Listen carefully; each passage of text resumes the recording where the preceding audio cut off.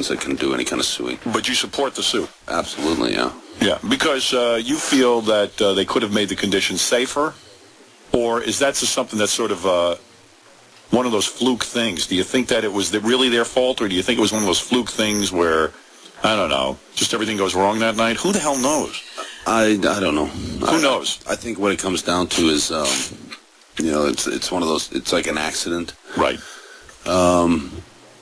It's hard to place blame. Still somebody's fault. Right. Yeah. Sooner or later it narrows down to whose fault was it, and that's where you... And evidently your brother was a great guy. From everyone, any of the wrestlers I've had on this show, they just talk about him in a glowing way. They feel that he was just a down-to-earth guy, not carried away with the business, not carried away with his fame and success, and was a down-to-earth, nice guy to hang with on the wrestling circuit. Yeah, he was... I can't think of a better guy. He was such a great guy on the road. He was, and he was a great family guy. Right. Kind of approached, pulling pranks and stuff. No one ever knew he set it up, kind of thing. And then you just see, you'd be pulling out of a gas station and two guys would be fighting, kind of thing. Right, right. He's a fun guy to hang with. He was a master, yes. Yeah, and it's kind of weird too, because I know a couple of the wrestlers, and they just said that a lot of the guys on the circuit can be real scumbags, like in any business. People are jerks, but he was just one of those guys people like to hang with.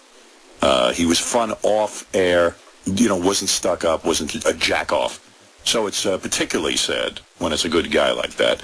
And you and your brother were close growing up. And your father was an intense, not only wrestling fan, but was he a wrestler himself? Yeah, he was a wrestler, and then he basically became a promoter, which means he sort of used to run the wrestling out in Western Canada. Did you not like him? Was he one of those dads that pressured you into wrestling and forced you? Did he?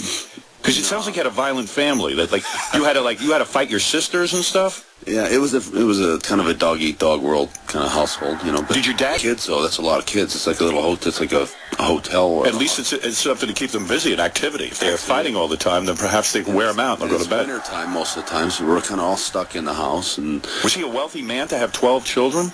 No, I think there was an illusion there where people thought we were wealthy. Like, for example, we had a big limousine that used to drive us to school. Oh, really? But when you really think about it, he only bought a limousine, which is an old, beat-up, old limousine. Which are a lot cheaper than... Where are you going to put 12 kids in it? That's true. Had a lot of vans and stuff like that I remember in those days. But I think we grew up, there was 5 boys to start with, which there was a lot of squabbling and fighting, and usually ended up wrestling, which is relatively safe. And then there was girls, and then for me... When I grew up as a kid, I grew up surrounded by the girls in the family, which wasn't a very... And the girls are tough? I mean, you are a huge guy. I mean, you're big. You're very muscular. I would think a fight with you, the girls would get pretty, bruised up. Well, they could hold their own. You do not get along with your sisters now, do you? I get along, and it moves around all the time. But your father was a violent man? I mean, angry man? No, but very, well, he could have a short fuse. Yeah, because I read something where somebody said that your dad would there was some delivery guy or something he didn't like it. He put him in a wrestling hold for hours, like a choke hold or something. He likes to put people to sleep, I think. Yeah, didn't he put him to... There's a funny story, but my dad's actually a really compassionate guy. Right. You had to catch him on the right day, but there was a time when I was a kid when it was about 2 or 3 in the morning. I guess somebody tried to steal... My dad lived further out in the city than he lived a few miles out of town. Yeah. And I guess someone tried to steal his car. He had left the keys in it in the wintertime. I guess the guy got stuck in the driveway. And my dad went out thought it was one of my brothers, and he went out to help this poor soul, and he instead dragged him into the house. I just remember pots and pans smashing all over the place. Right. And my dad tortured him for hours and hours and hours in the kitchen of the house. But can you imagine you're trying to steal a car? And the guy's like a professional wrestler. But he never phoned the police. And then they put you in like a sleeper hold for hours. I mean, you'd rather go to the police, wouldn't you? Yeah, it was brutal. I was scared to death. I thought it was one of my brothers, and then I found out after that it wasn't.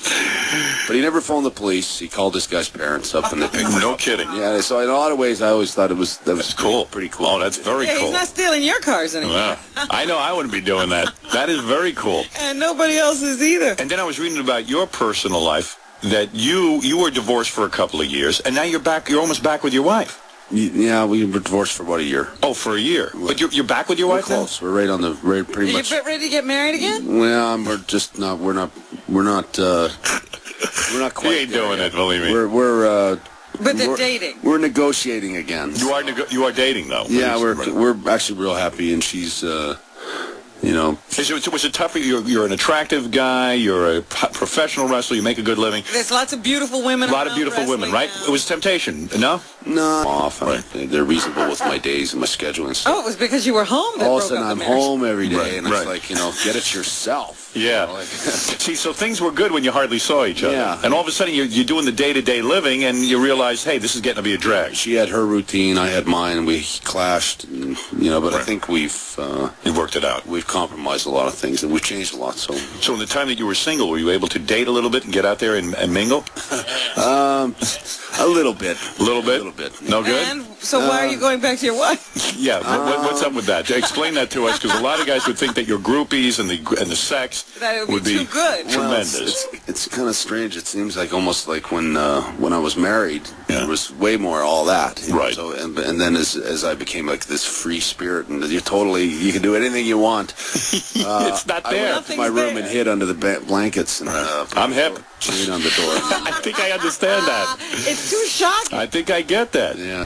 You hate Vince McMahon, the head of the WWE. Aside from the fact that you probably hold him responsible for your brother's death. Now, but even before that. Before that, you hate Vince McMahon, the head of the WWF. I mean, a lot of people hate him. Yes. That's why they leave. That's why they leave. A lot of people have left. I mean, when did you start hating him? I mean, how did that happen? Well, I was always skeptical of his integrity. Let me put it that way. I think you join the company knowing that, like, okay, I know the guy's a rat, but but you have to work. Here, yeah, it's like you have to sign. You have to, and he was the sort of the big man on campus when wrestling. He was the only guy that could really do the most for you in this industry anyway at that time. I don't know Vince McMahon, so I've never worked for him. I mean, he's a sponsor of the show. He's never said a bad word about me, and and I don't know anything bad about the guy. But just to play devil's advocate here, could it be a case of sour grapes, that you couldn't get what you wanted from the WWF, and then you just got upset and bitter? I know sometimes ex-employee. He seems to be a great entrepreneur. He's just a guy that he has no integrity. I don't think he's. What do you mean by that? Yeah. It's hard to understand. You have to sort of deal with everybody that's ever worked for him. I mean, so many people that have worked for him, you always know, that he's going to kind of screw you in the end. I think it's. I've worked for a few guys like that. The philosophy, I think, for him is that no matter what you do for him, or no matter how hard you work for him. Like for me, I worked for him for 14 years. I always try to think of somebody that, in a comparable way, as far as what I did to wrestling or what I tried to do for wrestling, and I think of, like, say, Cal Ripken or something like that. Right. I worked over and over and over, and I was 5-time world champion. You were very loyal. And I did everything I ever could. I couldn't have worked any harder for him, and I always thought it was recognized and appreciated, and he always told me it was recognized and appreciated. So when did the break come? And then he just squished me like a bug in the end and kind of discarded me. In other words, after 14 years, you probably have to go in and negotiate a contract like any free agent, if you can believe that, in wrestling. Right. And I got offered to go to the WCW for double the money. Right. And I turned down $1.5 million extra to stay loyal to this creepy Vince McMahon. Right. And I thought it was appreciated, and I said, I felt that he couldn't put a price tag on the friendship and the loyalty I had with his team. And you probably felt, hey, that's the biggest game in town. You want to play for them, I've been with them for 14 years. I had all my, even to this day, they have all my footage, all my pictures, all my. They own all that. They own my career. They That's got right. A time capsule locked up in a big. They own your history. You don't have any rights to it. Right. And so I wanted to stay. I didn't really want to go. And 9 months later, he told me that he was going broke. The company was going broke, which is a lie. Right. And that they couldn't afford to meet my contract. Oh. And then he urged me to go back to the WCW to go and get my old, this offer that they laid out before. I think he did that assuming that they. And he sent you off to another company? Right. Well, I think there was some kind of, I never understood the tactics or the reasons for where he was going, but I know in the end, I did pretty much everything he asked for, with the exception that I wanted to leave. I had one match in Canada, and it was a situation where, in wrestling, ultimately the good guy needed to win this match. Otherwise, I would really have a lot of egg on my face. And he basically gave me his word and swore that that wouldn't be a problem. And I went in the ring, and they screwed me right in front of the whole country. And made you lose? Made me lose. Maybe had the guy put me in my hole just as I was it was supposed to be a thing where I was just getting out of the move. Did you think that he orchestrated? In other Oh, I words, know it. It's all told in this course, they orchestrate documentary that. everything. oh, wait a second. They work out in advance who's Right. going to win. I don't think that's Right. any secret. Right. No. All right. So everybody knows that. It's theater. Yeah. So they work it out. You get in the ring, and all of a sudden the gameplay switches? Yeah. Right in the middle of the match, they ring the bell and say I lost. And I thought, Why would... 14